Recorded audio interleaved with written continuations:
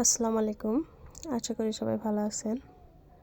আজ দেখাবো তেল ছাড়া কীভাবে নুডলস রান্না হয়। তো এখানে মটরশুঁটি, গাজর, আলু, ধনেপাতা,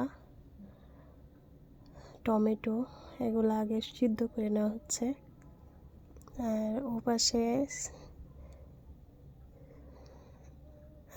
মোটামুটি সিদ্ধ করা হয়ে গেলে নুডলস ঢেলে দেওয়া হলো। আর ওপাশে ডিমটা হালকা একটু তেল দিয়ে ভেজে নেবেন।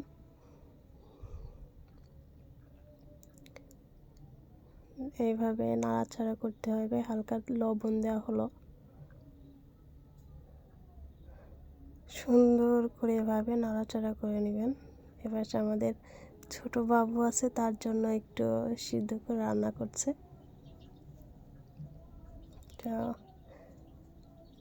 মোটামুটি হয়ে এসেছে। আমি অনেক নাড়ানাড়ি করছি। এই যে আমাদের ছোট বাবুটা, আর এটা এইভাবে নামায়ে রান্না করে খাবেন, অনেক টেস্ট লাগে। ট্রাই করবেন নেক্সট টাইম। আল্লাহ হাফেজ।